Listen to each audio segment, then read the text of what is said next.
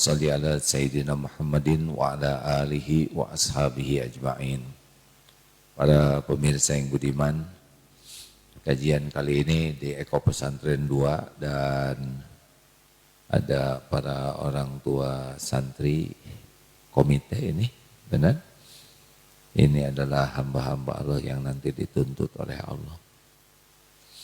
Ya, kita akan dituntut pertanggungjawaban, ngurus anak, ngurus pesantren, yang paling berat nanti kepala sekolah akan dituntut. Makanya jadi kepala sekolah tidak boleh banyak gaya, karena di akhirat bisa ngejungkel. Tentu yang terberat kiainya ya. Karena kata guru saya, hati-hati, makin banyak santri di akhirat makin berat mempertanggungjawabkannya. Maaf ini. Bagaimana di sini enak cuacanya? Masya Allah. Syariatnya dulu pernah ada takdir di Swiss, Switzerland, tugas untuk khutbah Idul Fitri, dan terinspirasi melihat keindahan alam. Lalu qadarullah Allah menitipkan tanah ini dibagi dua. Kalau yang ini pribadi, ke sebelah sana adalah wakaf pesantren, karena nasihat dari guru tidak boleh tinggal di tempat wakaf. Jadi sebisa mungkin pakai fasilitas pribadi kalau untuk pribadi. Jadi kalau wakaf ya untuk umat, kalau untuk tempat tinggal harus punya sendiri. Allah lah pemilik segalanya. Indah tidak ini? Indah. Qadarullah pas kelihatannya di belakang saya ini. Kelihatan nggak, Pip? Ya alhamdulillah. Tidak usah jauh-jauh ke Swiss ya. Bapak Ibu yang baik, ke para komite, jadi memiliki anak itu harus benar-benar kita paham betul ya, mau dibawa kemana ini anak-anak kita ini. Satu hal yang harus kita pahami bahwa hidup di dunia ini hanya mampir. Jadi anak-anak itu tidak hanya akan hidup di dunia, dia akan hidup di dunia dengan batas waktu. Anak-anak kita belum tentu panjang umur juga, kita tidak tahu berapa umurnya. Kemudian anak-anak ini akan menjalani kehidupan yang lebih berat dari dunia, yaitu alam barzah. Mereka akan mengalaminya nanti. Kita juga mengalami. Alam barzah itu akan dilalui oleh anak-anak kita. Dan yang kekal di akhirat. Pilihannya di kubur itu bahagia, penuh cahaya, atau dihimpit, tersiksa. Dan itu lama, lebih lama dari dunia, karena nunggu sampai kiamat. Lalu nanti di akhirat kekal itu. Anak-anak kita tuh bisa bahagia di sorga, atau na'udzubillah bisa hangus, terbakar, kulitnya copot, mendidih otaknya. Na'udzubillah.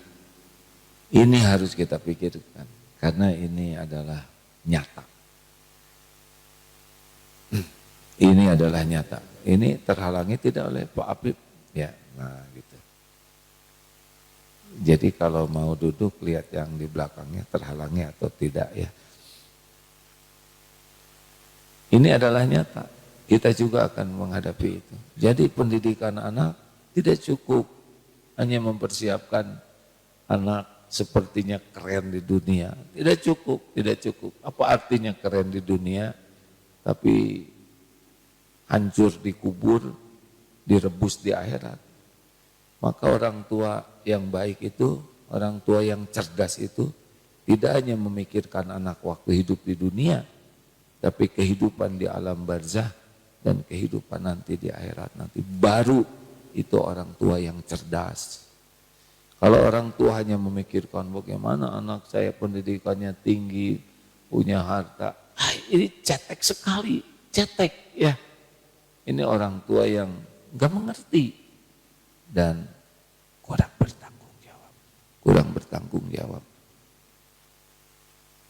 Kenapa jadi pada melotot beginian? Jadi kalau kita lihat anak itu ya, yang dilihat itu bukan ih lucu ih. Gak, itu gak lama lucunya ya enggak? Kita juga dulu agak lucu ya kan? Sekarang jadi lucu sekali.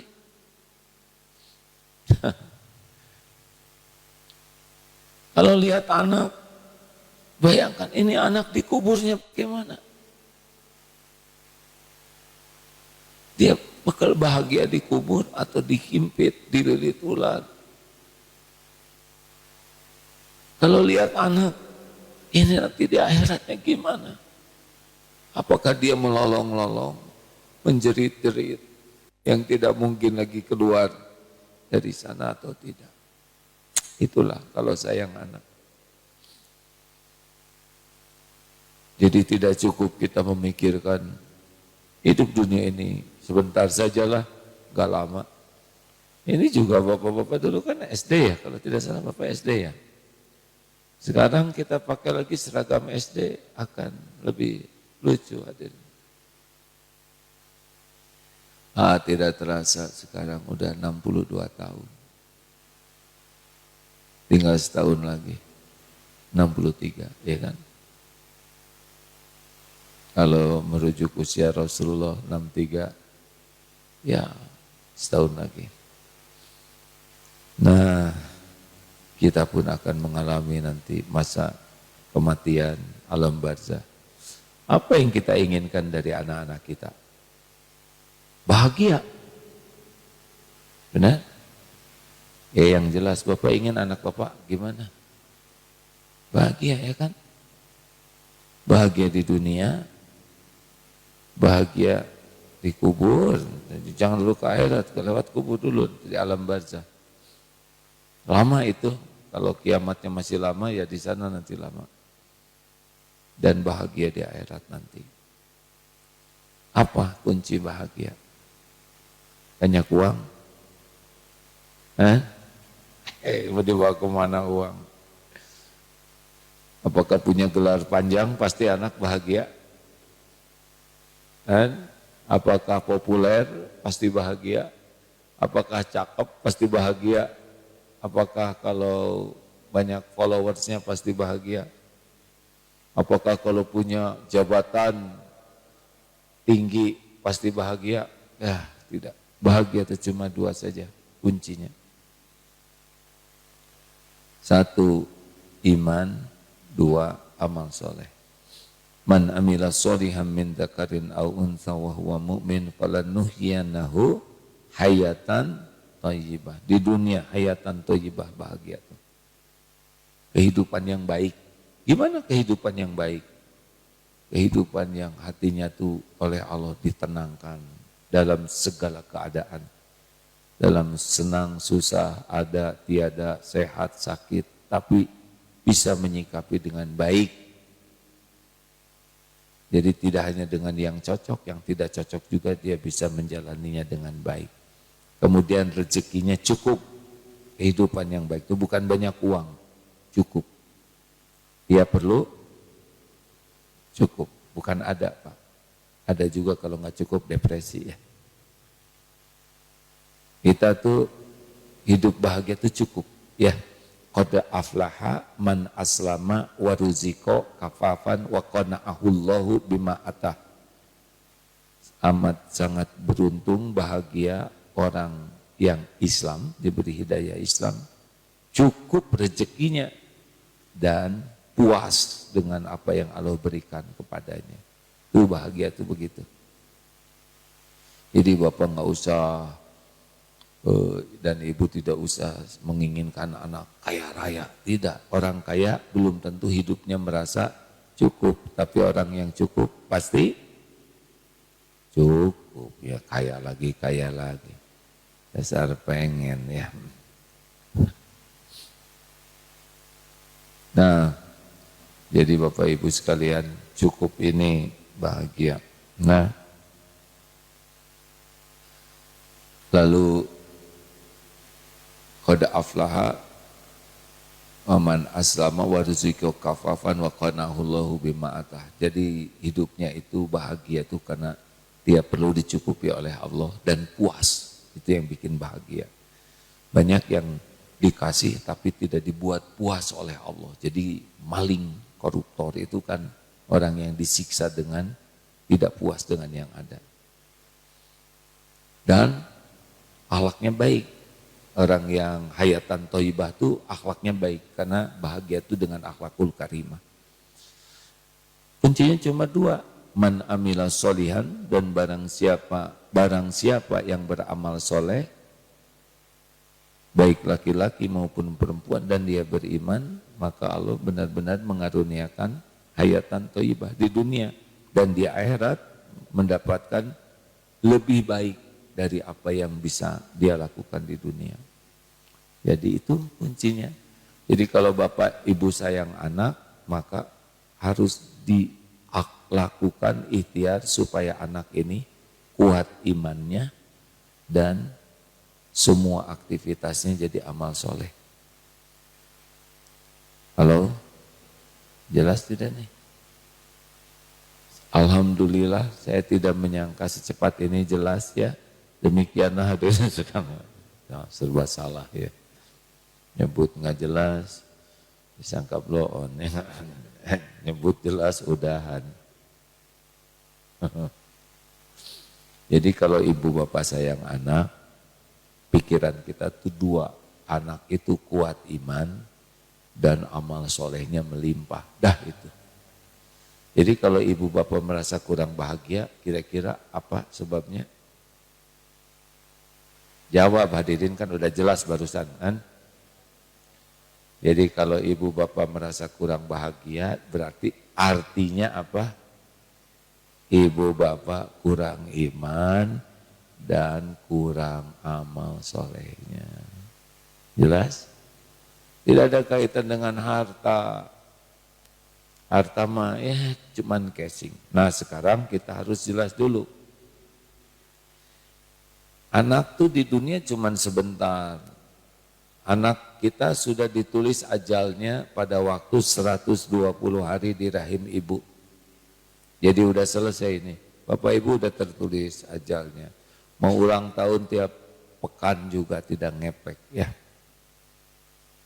Sudah ditulis ajalnya, jadi kita harus mempersiapkan anak ini selama di dunia ini imannya kuat dan aktivitasnya jadi amal soleh, supaya pas meninggal husnul khotimah dikubur bisa lapang, bisa menikmati. Supaya enggak eko, suaranya gimana deh? Kecilkan aja itunya sebetulnya. Nah, jadi ya senyum aja, enggak, tinggal dicabut aja kabelnya juga beres ya. Cobaan kecil, ini mah hanya eko dari komputer, tinggal diwakafkan aja komputernya beres. Sulit web? Nah nggak apa-apa. Sudah semuanya berusaha jadi ingat itu. Di sini aja yang sudah jelas bungkelekan begini enggak.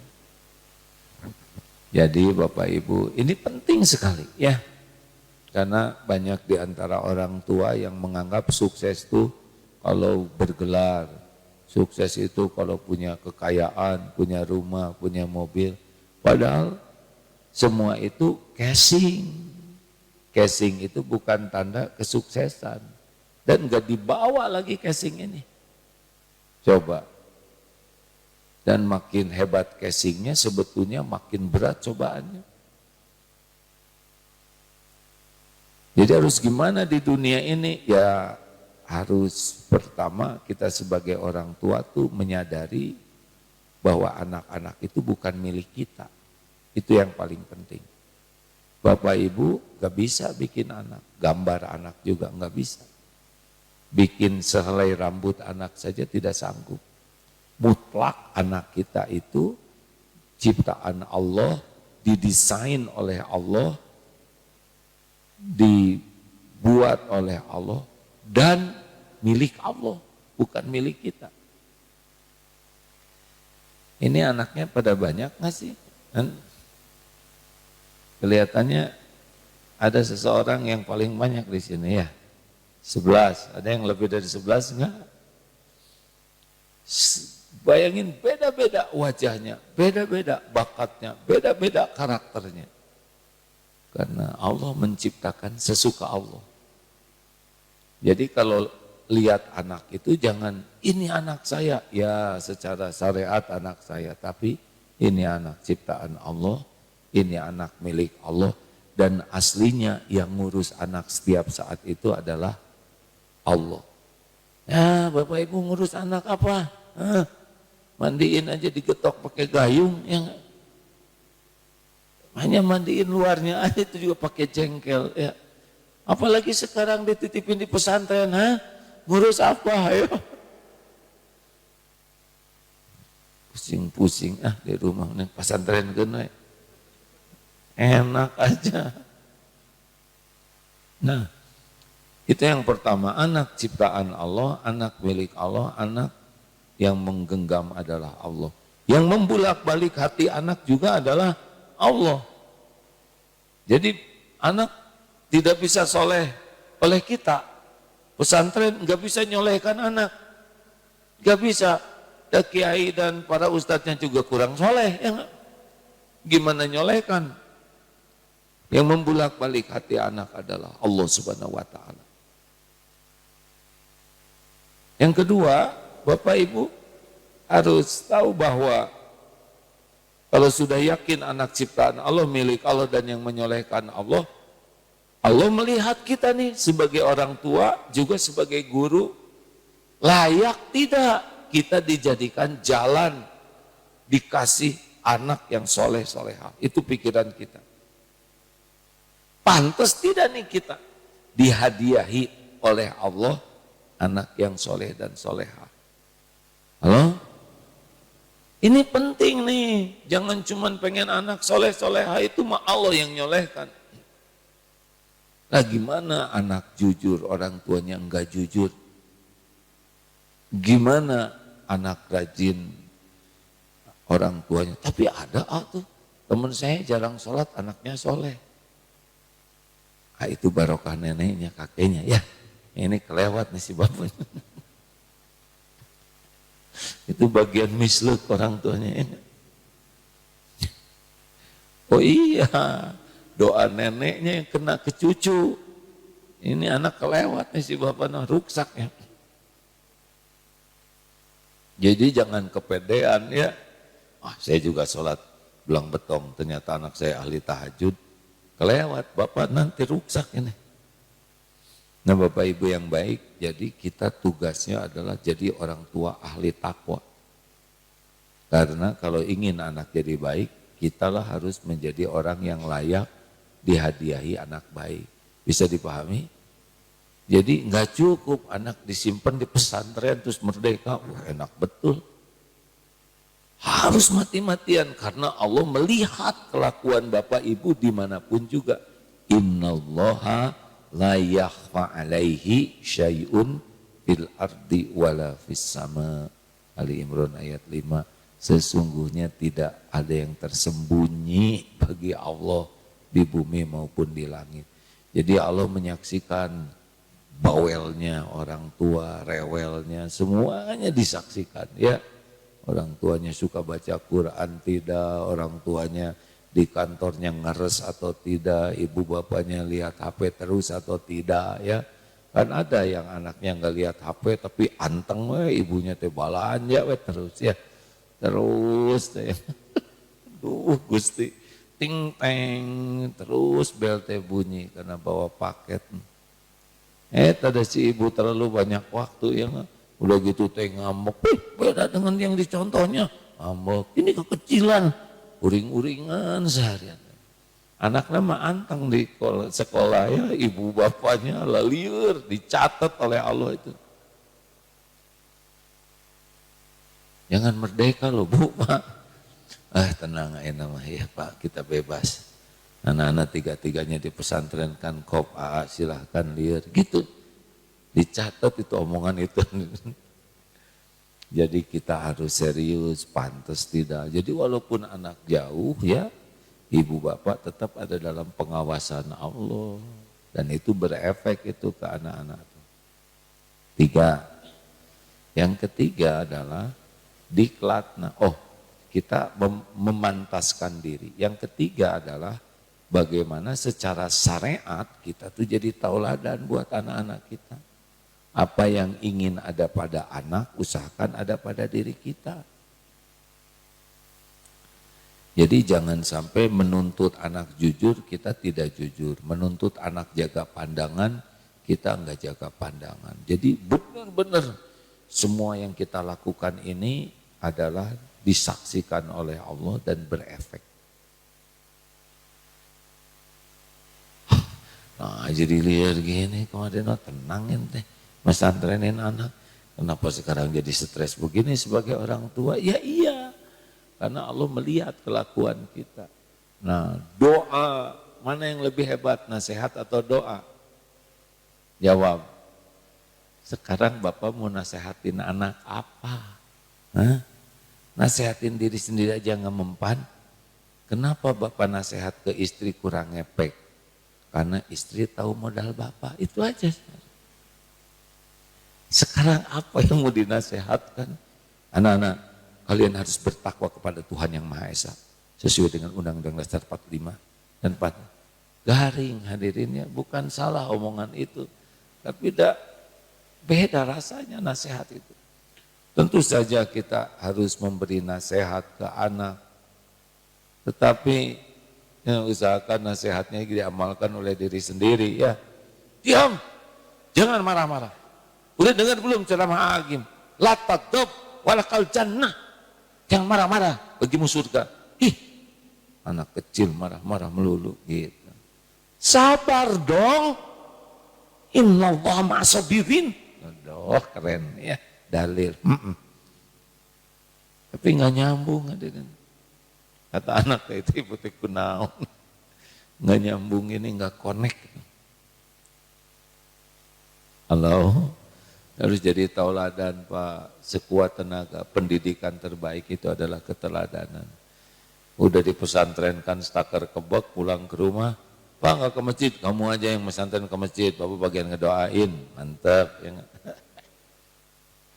Pak nggak tahajud, lah kamu kan disekolahkan supaya kamu yang tahajud, Papa dapat pahalanya. Hati ala inna fil jasadi mudghah, idza saluhat saluhal jasadu kulluh wa idza fasadat fasadal jasadu kulluh ala wahyal qalbu.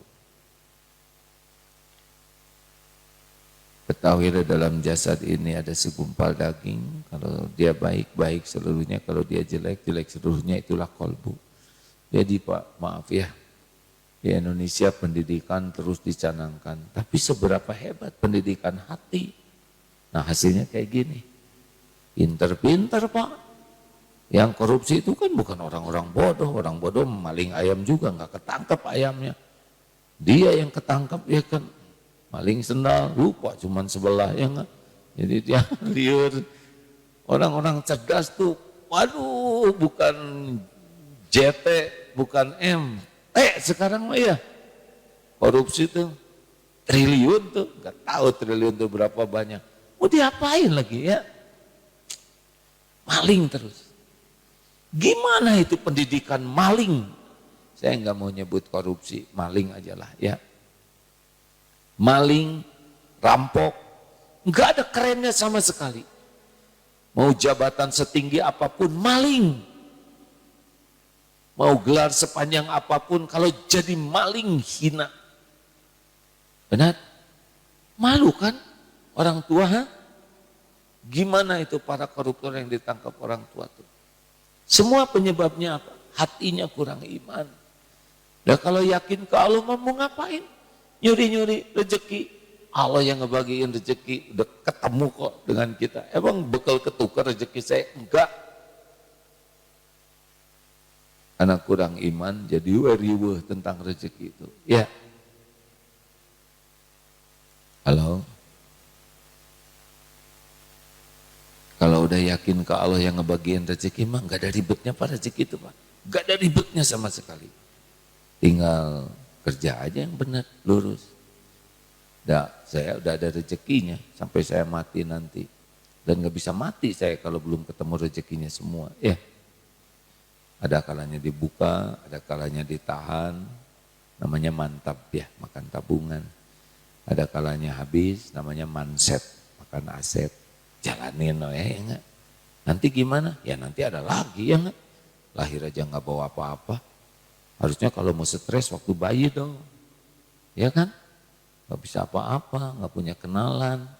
Cuma ibu kenalannya ya. Ya kan bayi nggak bisa main, nggak bisa negosiasi dan udahlah ribet lah bayi mah. Tapi beres we, kalem. Pipis tinggal diganti, ya kan? Lapor, datang ya kan? Enak betul. Coba sekarang papa lagi. Papa pipis pakai nggak ada yang makin pampers yang kecuali nanti ya kalau udah sepuh. Ayo didik. Nah, mendidik anak harus pakai hati. Alhamdulillah Bapak Ibu diberi taufik oleh Allah menyekolahkan anak di tempat yang belajar agama. Ini insya Allah kalau niatnya baik. Allah tahu niat Bapak Ibu ya. Kalau niatnya pusing, budaknya pusing, pesantren kan lah. Nah itu belum tentu jadi baik. Kalau ya Allah kami ingin anak ini, amanah ini bisa mengenalmu, bisa mengenal jalan hidup. Dan saya sebagai orang tua belum bisa memperkenalkan dengan baik.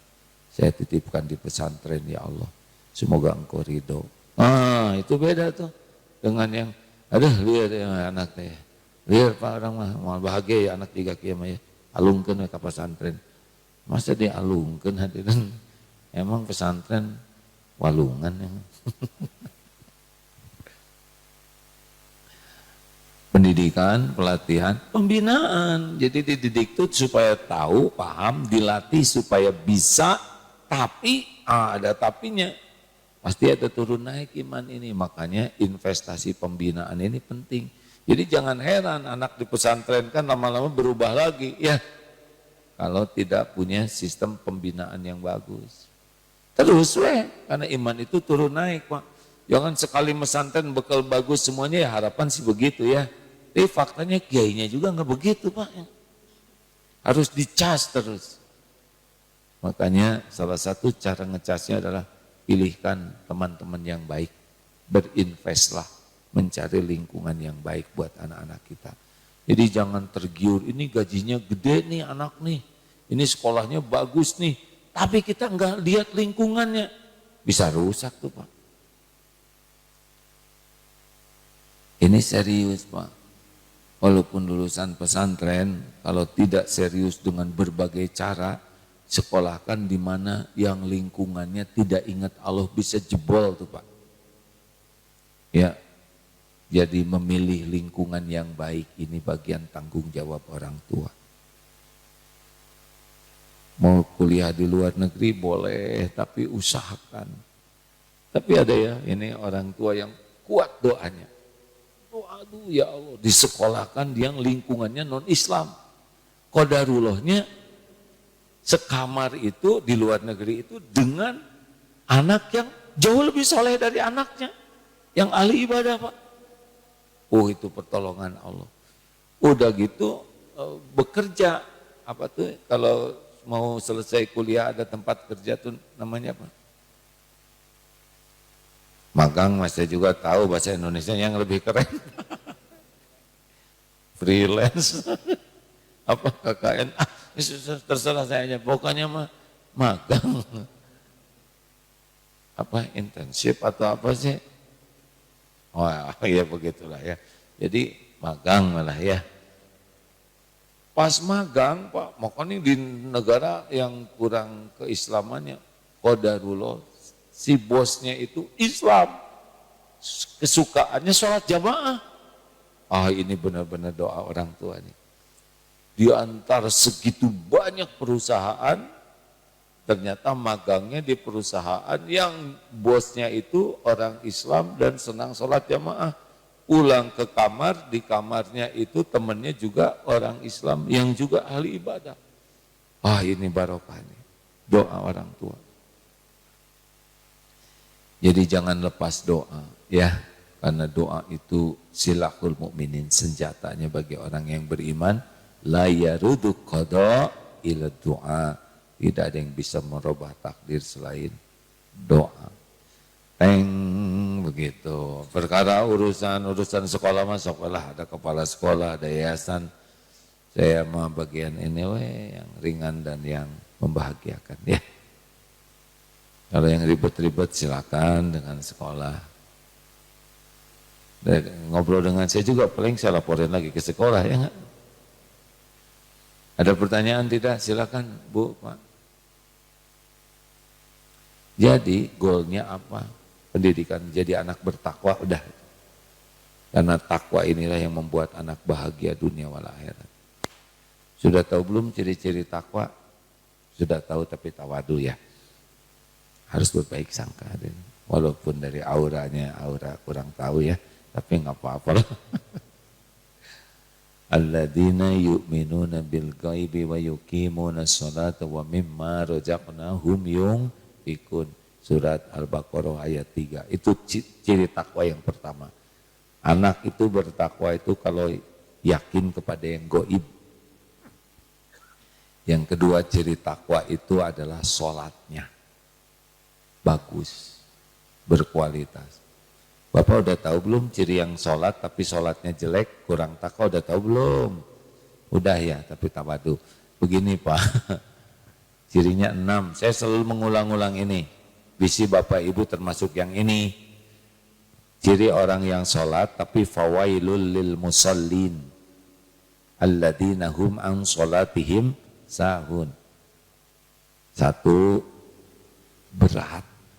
Nah kalau udah berat mau sholatnya males, itu ciri-ciri orang yang bekal kurang bahagia. Walaupun sholat tapi dia kurang bahagia. 2, ria.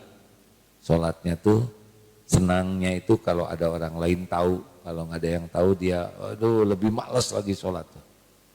3, senang diakhir-akhirkan, dilambat-lambatkan kalau mau sholat itu. Ada aja ya. Urusan pokoknya mah enggak sigep sholat tepat waktu. Senang diakhirkan. 4, cirinya tuh ringkas sholatnya tuh, cepat. Kenapa? Kok sholatnya cepat banget? Kan udah terlatih, ya gitu ya. Kan udah sering katanya, udah biasa gitu. Jadi cepat sekali, padahal tumanina itu salah satu rukun sholat. Yang kelima, sedikit ingat Allahnya. Jadi kalau lagi sholat tuh ngelantur aja kemana-mana. Apalagi kalau bacaannya panjang, wah itu sukses tuh perencanaan, rencana pagi makan apa, nyari barang, pokoknya akan tuntas lah di dalam sholat itu. Ya. Ini ciri-ciri orang yang sholatnya lalai Pak. Yang kelima, malas berjamaah. Jadi maunya sholat sendiri cepat. Padahal jamaah itu terutama bagi lelaki itu udah luar biasa. Rasul kan sampai mau pimpin ini salat, mau keluar Rasul itu mau membakar rumah orang yang nggak mau ke masjid. Saking powerfulnya orang-orang ke masjid kalau rajin ke masjid. Nah orang yang takwa itu sholatnya terjaga. Orang takwa itu dia tidurnya sedikit di waktu malam, artinya tahajud. Dan banyak istighfar di penghujung malam, itu ciri orang takwa. Takwa itu artinya bahagia, ya takut ke Allah dan itu membuat bahagia.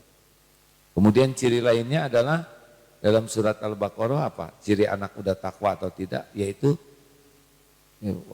gimana? Alladzina yu'minuna bil ghaibi wa yuqimuna sholata wa mimma razaqnahum yunfiqun.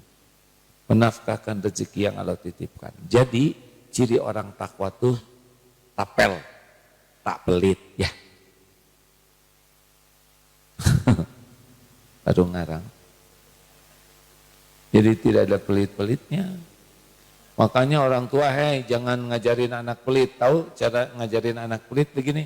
Nina buat nabung. Pelit nanti anak. Sibuk aja ngitung-ngitung tabungan, gak boleh gitu. Nih nak, buat nabung di dunia dan ini untuk nabung di akhirat.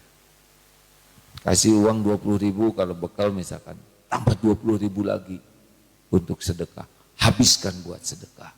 Itu makanya kalau suami sa'i, tahu sayang istri ya. Kalau suami sayang istri, udah tahu belum cirinya? Bapak mau bahagia nggak? Suami itu bahagia kalau istri bahagia. Nah istri bahagia itu bukan dikasih uang buat beli tas, itu beliin juga ya. Misalkan, Bu ini Bu, sekian buat ibu bebas buat keperluan ibu pribadi. Dan kasih uang yang sama, ini buat sedekah, habiskan untuk sedekah. Coba lihat. Coba lihat nanti. Tiap hari pasti cerita bahagia tentang sedekah. Aduh tadi waktu saya ngasih ke Starling itu Starbucks keliling ya. Oh itu asli Indonesia ya. Kan 3.000 tuh. Dibayar 50.000 sampai gemeter. Ibu seumur umur baru bayar 50.000 segelas. Nuhun. Coba ke toilet umum, kasih 100.000. Ibu teh ngapain aja di toilet sampai 100.000. Oh, istri kalau banyak sedekah bahagia, Pak. Aura bahagianya nanti kembali ke Bapak. Tapi dia minta uangnya buat sedekah terus. Enggak, lama-lama dia akan ngeluarin uangnya sendiri untuk sedekah. Saking nikmatnya bersedekah. Anak juga begitu. Ciri takwa itu adalah tak pelit. Senang sekali sedekah. Hati-hati nih. Orang tua pelit. Pelit pun gak bisa bahagia, gak ada cerita takwa pelit. Gak ada, gak nyambung. Karena orang pelit itu dia tidak yakin ke Allah. Orang yang sedekah itu yakin ma naqasat shadaqatun min mal, tidak berkurang harta dengan sedekah. Gak bisa berkurang. Nah ini harus dilatih. Dari kecil dilatih.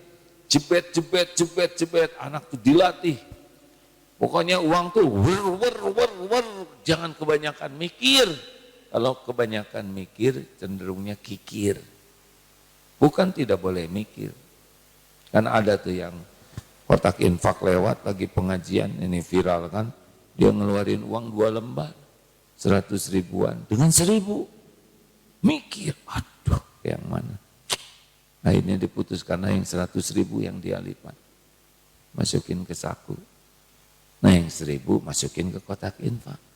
Baru juga masuk, tiba-tiba kakek-kakek dari belakang nepuk. Pakai, masih uang 100.000. Kaget. Luar biasa sih kakek. Nggak kelihatan kaya, nggak kelihatan keren. Sedekahnya 100.000. Hebat nih. Masukin aja. Baru juga masuk, tepuk lagi. Apa kek? Itu jatuh dari saku dan habis loh. Rasain. Kunaon pelit. Jebet. Pasti nyesel. Hah? Kenapa nggak dari dulu biasa sedekah? Gak usah ragu. Pokoknya kalau ada bapak ibu jadi miskin gara-gara sedekah, beritahu saya. Catat berapa yang disedekahkan, beritahu. Nanti saya akan tafakuri. Ya, maksud saya ganti. Bu, Pak, orang takwa itu adalah sedekah. Itu nyambung ke surat Ali Imran 134 ya, ciri tegas sedekah. Alladzina yu'minuna alladzina yunfikuna fis sarra'i wad dharra. Pokoknya dalam lapang dan sempit sedekah. Ngasih beras. Pokoknya kalau pengen jadi keluarga ahli takwa, udah ahli sedekah. Enggak bisa enggak. Lanjutnya apa? Baru menahan. Sholat, sedekah, tahan dari gangguan.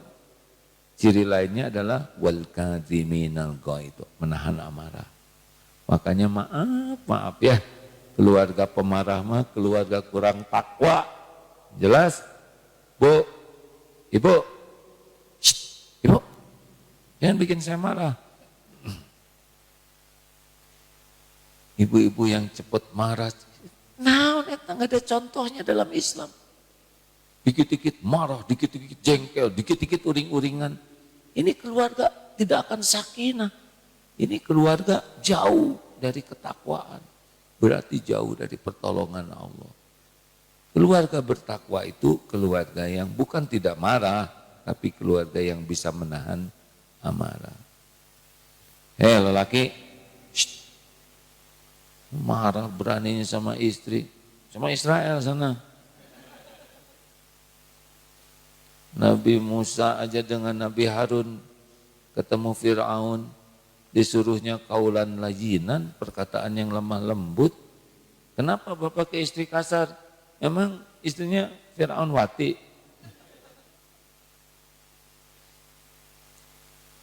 Bu, sing lembut sama suami ya, kecuali kalau suami ibu lebih ganas dari Fir'aun. Di sekolah kita kan nggak ada guru pemarah ya? Wi, mana direktur teh? Jangan-jangan Wiwinya pemarah, ya hati-hati. Gak ada pemarah itu kurang takwa. Saya berani ceramah ini secara akhir-akhir ini, ya sebab dulunya saya pemarah. Pas udah baca, saya lihat guru teh, kenapa guru teh nggak pernah marah ya nggak? Tenang, tapi narurut. Ini udah marah-marah, nggak ada yang nurut. Berarti mubazir ya. Karena nurut itu Allah yang menggerakkan. Kalau ngajar Pak, kan jarang marah ya kalau ngajaran. Tegas paling, siapa yang ngobrol boleh tapi berdiri. Kalau kelas 3 silakan masuk ke kolam. Enggak pakai marah itu. Kalau ada yang ngobrol ya saya diam aja. Berhenti tuh ngobrol. Itu diturutin oleh guru teh. Makin ngobrol katanya.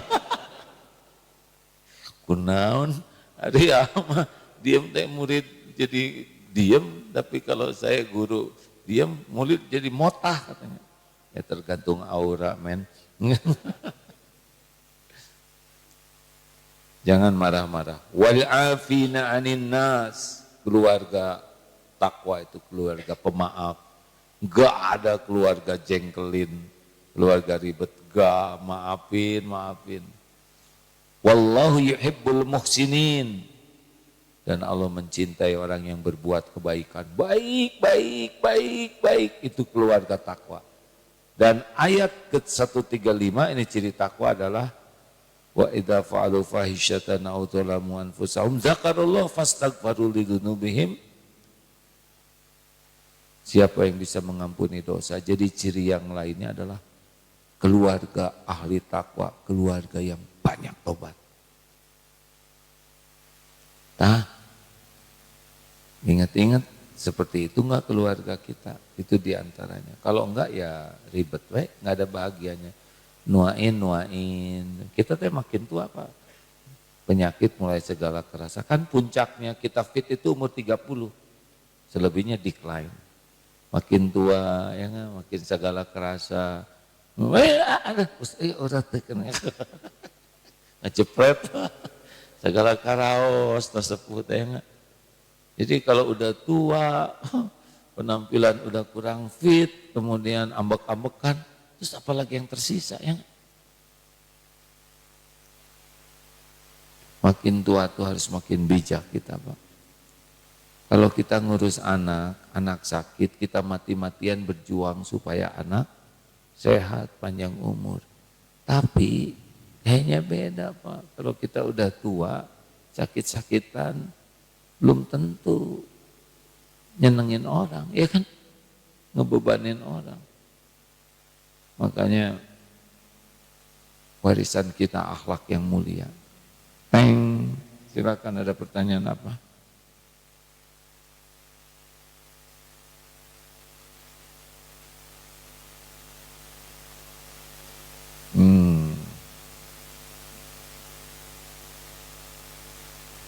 Ada yang mau ditanyakan? Kalau tidak, demikianlah sahabat-sahabatku sekalian, ini pembincangan dengan para orang tua murid. Jadi tadinya ada banyak yang mau didiskusikan, tapi sesudah mendengar pendahuluan barusan, jadi ternyata masalahnya adalah pada diri sendiri ya, bukan di sekolah ya. Baguslah memang ini tekniknya. Demikianlah, semoga ada manfaatnya. Bagi yang mau menyekolahkan anak di Darut Tauhid jangan tergesa-gesa ya. Cari informasi yang banyak, yang sebenar-benarnya. Jangan terkecoh oleh informasi yang ngebagus-baguskan. Kemudian istiqoroh, apakah tempat ini yang terbaik buat anak atau tidak. Gitu. Itu lebih fair. Darut Tauhid ya pesantren yang sedang berusaha terus memperbaiki diri. Banyak kekurangannya. Tapi mudah-mudahan Allah menolong. Kalau sama-sama ikhlas, baik orang tua murid maupun yang ngelolanya sama-sama mencari keridhaan Allah. Mudah-mudahan keikhlasan dan kesungguhan itulah yang menghasilkan pertolongan Allah. Karena yang bisa menyolehkan anak didik hanya Allah. Bukan sekolah, bukan orang tua. Tugas orang tua dan sekolah adalah semuanya berusaha jadi ahli takwa, guru-guru bertakwa, kepala sekolah bertakwa, dan nanti hadiahnya insya Allah. Mudah-mudahan muridnya, anak-anaknya jadi soleh semuanya. Sekali lagi terima kasih, semoga ada hikmah manfaatnya. Assalamualaikum warahmatullahi wabarakatuh. Subhanakallahumma bihamdik, asyhadu alla ilaha illa anta astaghfiruka wa atubu ilaik.